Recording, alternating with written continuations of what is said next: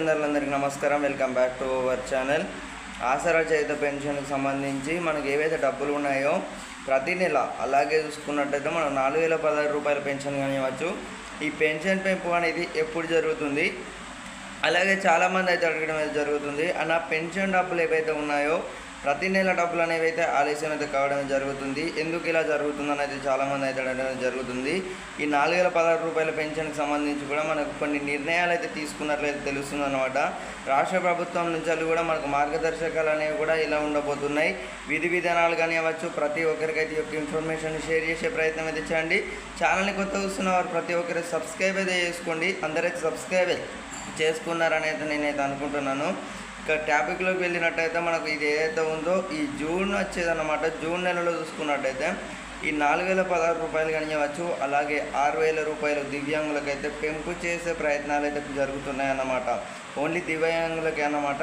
అంటే వీళ్ళు ఎవరైతే ఉన్నారో ఒంటరి మహిళలు కానివ్వచ్చు, అలాగే వృద్ధులు, విధాంతులు, వీరు ఎవరైతే ఉన్నారో వీరికి మాత్రమే పెంపు చేసే ఆలోచన అనేది ప్రక్రియనైతే కొనసాగుతుందన్నమాట. కొన్ని మనకైతే ఏవైతే ఉన్నాయో వీరినైతే గుర్తించి ఎవరికి పెంపు చేస్తున్నారంటే విద్యార్థులు కానివ్వచ్చు, అలాగే మధ్యతరగతులు, ఈ ఎవరైతే ఉన్నారో ఈ ప్రతి నెల పెన్షన్ డబ్బులు ఎవరైతే తీసుకుంటారో వీరికి కాదన్నమాట. ఓన్లీ విద్యార్థులు కానివ్వచ్చు, అలాగే ఈ ఇంకా విద్యార్థులు, వికలాంగులకు వీరికి మాత్రమే పెంపు చేస్తున్నట్లు కొన్ని మార్గదర్శకాలు అనేవి కూడా ఎలా ఉండబోతున్నాయి. దీనికి సంబంధించి కూడా మనకు పూర్తి స్థాయిగా చూసుకున్నట్టయితే బడ్జెట్ కూడా నిర్వహించినట్లయితే తెలుస్తుందన్నమాట. అంటే ఇప్పుడు మన బడ్జెట్ ఏదైతే ఉందో ఆసరా చేయుత పెన్షన్ 2025 మనకు బడ్జెట్ అయితే నిర్వహించారన్నమాట. ఇప్పుడు మనకు ఏవైతే కాంగ్రెస్ ప్రభుత్వం అయితే మనకు 6 గ్యారెంటీలు మేనిఫెస్టోలో పెట్టిర్రో ఆ 6 గ్యారెంటీలు వచ్చేసి అయితే మనకు దీనిపై కూడా మనకు మేనిఫెస్టో వచ్చేసి కూడా మనకు దీనికి పూర్తి స్థాయి బడ్జెట్ అయితే నిర్వహించినట్లయితే తెలుస్తుంది.